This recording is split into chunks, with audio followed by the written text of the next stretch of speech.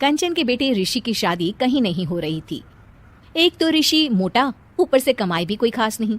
लेकिन कंचन को तो शौक था मॉडर्न बहू लाने का, और उसे एक दिन ऐसी लड़की मिल भी जाती है।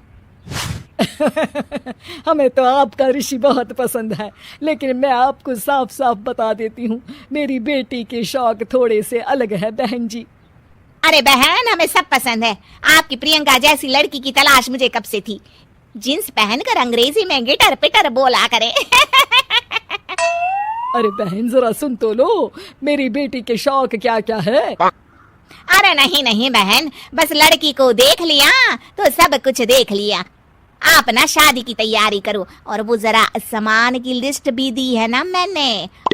हाँ बहन जी, सारा सामान शादी से एक दिन पहले ही आपके दरवाजे आ जाएगा। मजा आ गया, मजा आ गया। अब तो बस आप शादी की तैयारी करो। प्रियंका के माता पिता के जाने के बाद कंचन का पति उससे कहता है, अरे भाग्यवान, तुम तो कुछ ज्यादा ही जल्दी दिखा रही थी शादी की। अरे बोलने तो देती, लड़की की माँ क्या बोलना चाह रही थी। अरे आप चुप रहिए जी, कुछ पता भी है आपको, बस मुफ्त में बोले जा रहे हैं। मेरी दोस्त शशि की बहू देखी, लंबी पतली और पढ़ी लिखी, हजारों में कमाई और संस्कारी भी।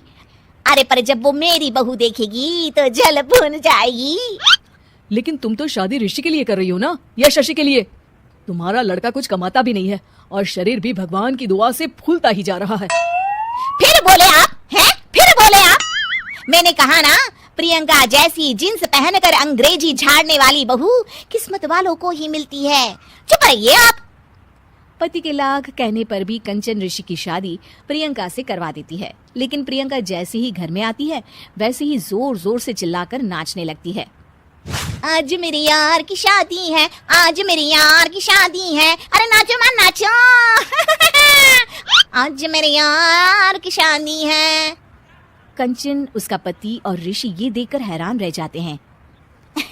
लग रहा है बहू को शादी की बड़ी खुशी है। हाँ हाँ, बहू क्यों नहीं, हम भी नाचेंगे। अरे नाचो नाचो जी, मुंह क्या देख रहे हो, चलो चलो नाचो, बहू कह रही है। कंचन ये कहकर प्रियंका के साथ नाचने लगती है। ऋषि और उसके पिता वहां से चले जाते हैं।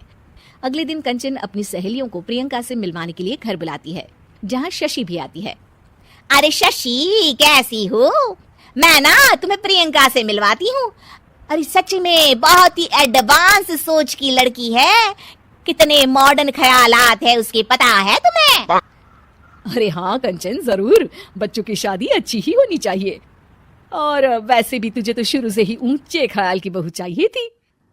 तभी कंचन की सहेली कहती है, अरे कंचन बुलाओ ना प्रियंका को, हम भी मिल ले।